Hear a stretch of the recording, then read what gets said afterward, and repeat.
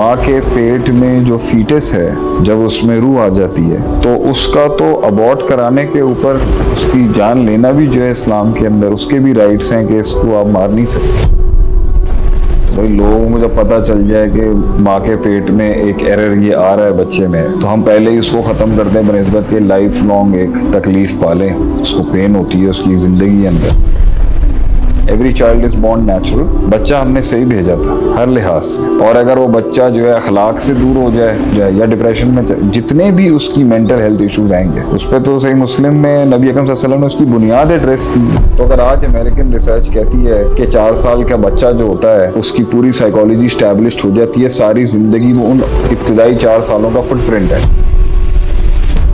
کیا اسلام بھی اس کے اوپر بات کرتا ہے بچے کی مینٹل ہیلتھ کو دیکھنا یا اس کو نرچر کرنا,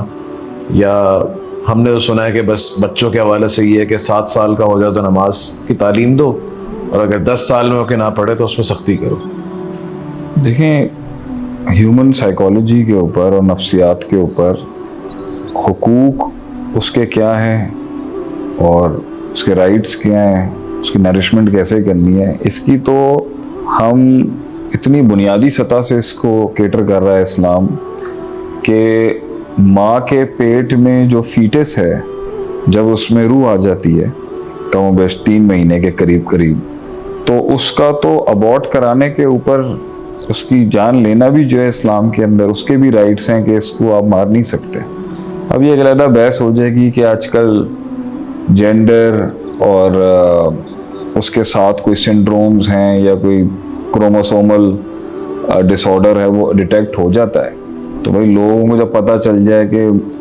ماں کے پیٹ میں ایک ایرر یہ آ رہا ہے بچے میں فیٹس کے ساتھ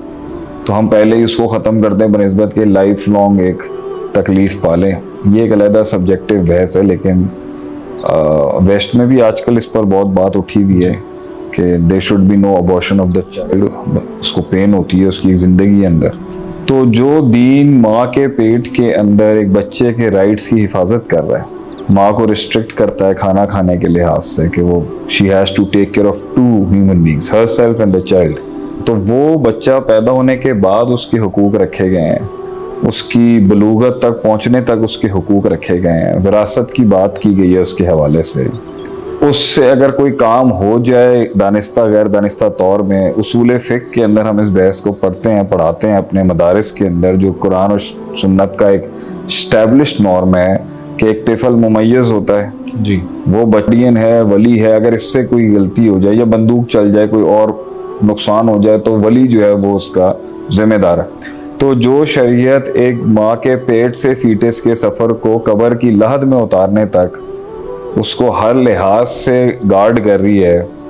اس پر یہ سوال ہم کرتے ہی کیوں ہیں کہ کیا اسلام میں رائٹس ہوں گے یا نہیں ہوں گے, یا کیا اسلام نے اس ایشو کو ایڈریس کیا ہی نہیں کیا.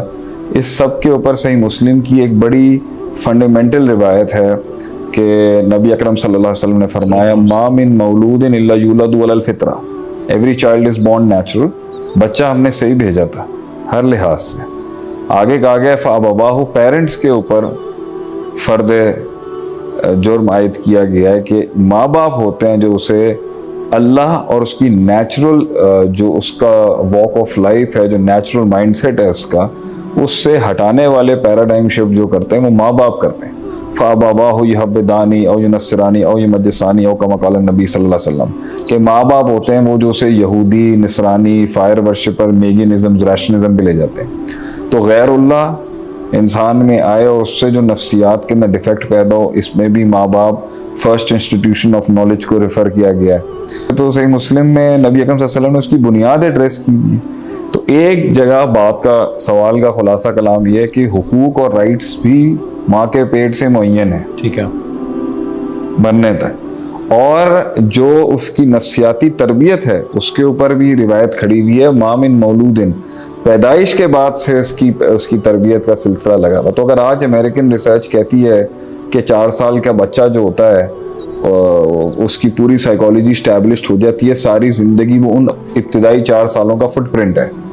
تو ہم اس لیے اختلاف نہیں کرتے ہوں کہ ہمارے ہاں تو پہلے یہ بات ہو چکی ہوئی ہے. تو ہمارے ہاں تو پرورش اسی بنیاد پہ کی جاتی تھی کہ یہ ایک انسان ہے اور یہ پیدا ہو رہا ہے اور اس کی ایک روحانی دنیا جس کے پرنسپل ڈیفرنس ہیں اور جسمانی دنیا کے پرنسپل ڈیفرنٹ ہیں. تو اسلام کیسے پیچھے ہٹ سکتا ہے نفس کو جاننے میں, نفس کی تزکیے کے اندر, نفسیات کے معاملات میں, اس کے جمال میں, اس کی مسائل میں. I think Islam is the only one of the most powerful entity and element جو اس کو سب سے پراپرلی ایڈریس کرتا ہے میری نظر کے.